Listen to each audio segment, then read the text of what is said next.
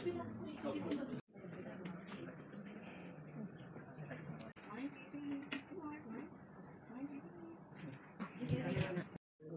guro, kaya kailangan kong sabihin lahat kung na nakikita yung drawing dyan, hindi ko huli ka. Yan ay kuha lang sa internet. Okay. So what law governs overseas Filipino workers? Unang-una ho, let me discuss with you briefly lang ho yung nationality principle. Miski saan mo kayo pumunta, sa Hong Kong, sa Amerika, yung batas tungkol po sa family rights, duties, at saka status, condition, and legal capacity. Kaya yung mga lalaki, kala mo nila punta lang sila sa Saudi, hindi na sila pwedeng nahulid para magbigay ng suporta. Hindi po yan tama. Because ang nananaig nga po ay ito tinatawag natin nationality law. Miski saan kayo pumunta, mayroon po kayong obligasyon magbigay ng suporta, lalo na sa inyong mga anak at sa mga asawa. Pangalawa po,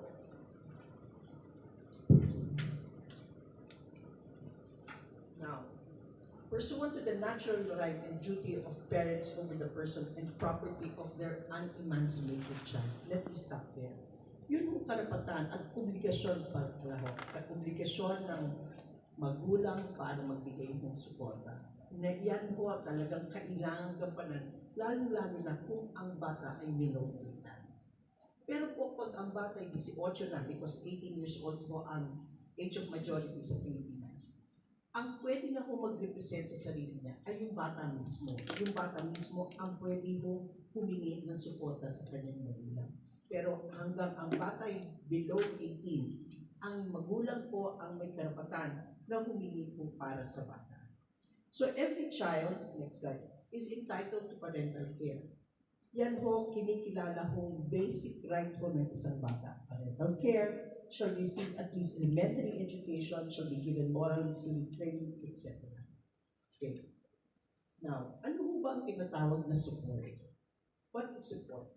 Support comprises everything indispensable for sustenance, dwelling, clothing, medical attendance, education, and transportation in keeping with the financial capacity of the family.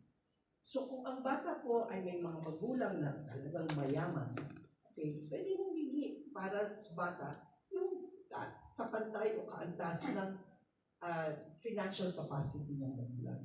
But if the child, for example, comes from a very poor family, you don't expect that the mother will demand from the father, o gusto ko mag-aral to sa mamahaling eskwelahan. Because hindi mo yun yung financial capacity mo ng pamilya. Now, when it comes to education, miski po ang bata ay hindi na minor de edad, pwede mong humingi ng suporta ang bata mula sa kanyang magulang kahit na po siya ay over 18 years old. Because the education of the person entitled to be supported should include his schooling or training for some profession, trade, or vocation, even beyond the age of majority. May mga ibang lalaki, ay sorry po sa mga lalaki, alam ko, producer, pero yung mga ibang lalaki, ay hindi ko na yung ibigay na suporta. Basic option yan, magtrabaho siya. Kung gusto mo ng batang mag-aral, at may kakayanan po ang lalaki, pwede mong humingi ko ng suporta. Hindi dahil sa siya 18 na titigil na, nasa batas kasi. Now, ano ba ang characteristics ng legal support? Support is personal, meaning kung kailangan ko, pwede akong humingi. Hindi kung kailangan ng anak ko. That's spousal support. Kung anak ko ako, kailangan ko, hindi ako hihingi para doon sa kapatid ko. Because support is personal. Second, future support cannot be renounced, waived, or be subject to compromise. Ano pong ibig sabihin? Kung ako may 4 na anak. Nung maliliit sila, hindi ko pwede sila sabihin, ay ayoko na, bahala ka na dyan. I cannot renounce because that's parental authority. I have the obligation to support my children. Hindi ko pwedeng sabihin, bahala na ang tatay mo dyan.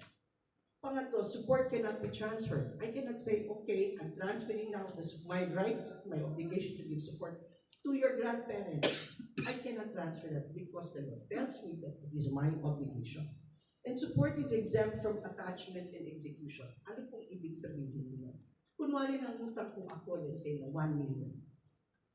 Sinusuportahan ko kunwari ko ako ng asawa ko.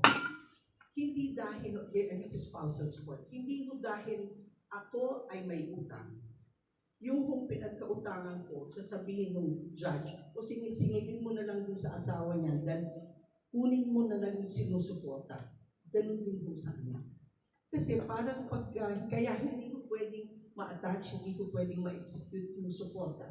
Lalong hindi mabubuhay mo yung tao na sinusuportahan. Pangalawa, support is reciprocal. What does that mean? Yung anak ko, sinusuportahan ko. Sa pagtanda niya, susuportahan din niya. Sinusuportahan ko ang asawa ko. Yung asawa ko, dapat syempre suportahan dapat nito. Di ba? Asawa ko siya. Pero hindi. At maglaman na niya. At support is variable. What do we mean by support is variable? It is dependent upon the needs of the recipient and the ability of the giver. Pag sinabing needs of the recipient, may isang kwento lang po ako dito.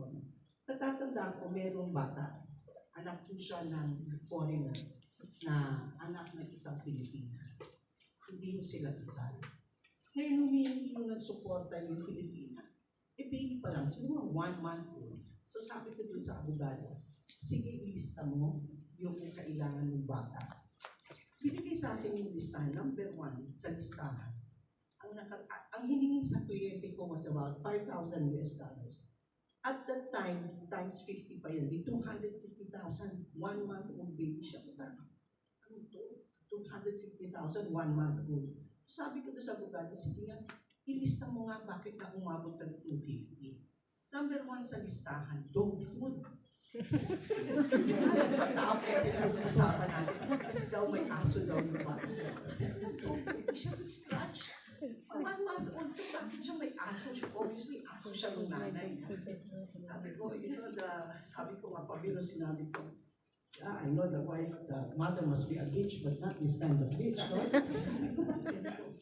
Pangalawa, meron pa siyang security guard lang. So sabi ko sa may royal blood ka ba? Tapos meron, ang hindi ko makalimutan, I cannot even pronounce because I don't use it. Is it Lamier or something? It is an ointment na sa, ano to, dito to sa face? Sabi hindi, para daw huwag ka magka-rashes daw yung bata dun sa Pilipinas, Johnson's baby powder, okay po. Bottom line is, hindi sila umiksik. So from 250,000 pesos, naging 25,000 pesos. Dapat kasi maging makatarungan naman yung pagbihan. Even if the child is entitled to be given support, it is dependent upon the needs of the recipient and the ability of the giver. I think that's a basic premise. Hindi ka pwedeng humingi ng sobra-sobra kung wala namang kakayanan yung magbibigay. And then finally, next slide. It's not on the slide. May nakalimutan lang ilagay dyan.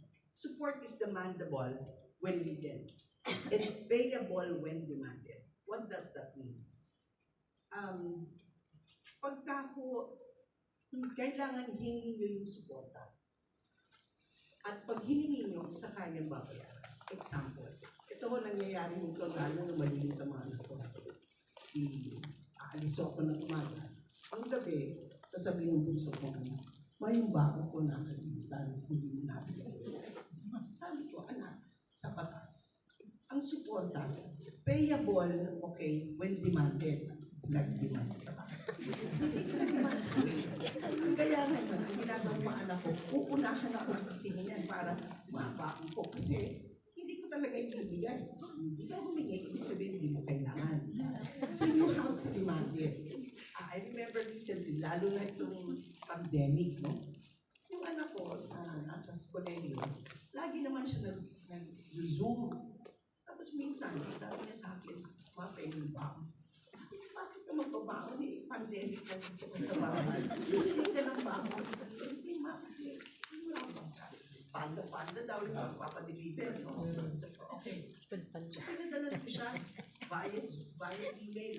Picture ng pera. So, yan. Kaya pasok mo naman sa office sa school ay Zoom. Ang baon mo rin kaya Zoom. Hanggang makakalusot ako, lulusot ako doon sa anyway, so, dito po sa who are the subjects of legitimate ascendants and descendants, the parents and their legitimate children, and the legitimate and illegitimate children of the matter. Parents and their illegitimate children and the legitimate and illegitimate children of the latter, and legitimate brothers and sisters, whether of full or half blood.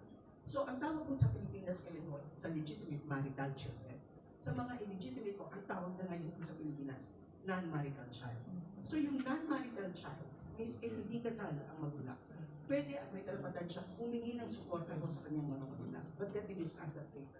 Ganun din po naman yung mga legitimate or marital children. May isang kong kaso, isang kilalang pamilya. Yung father, hindi niya binibigyan ng suporta ng kanyang legitimate children.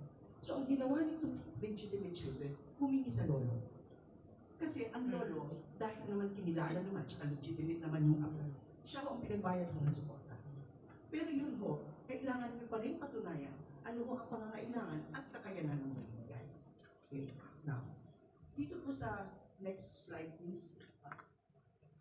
Okay, so under the family code, both legitimate and illegitimate children are entitled to be supported.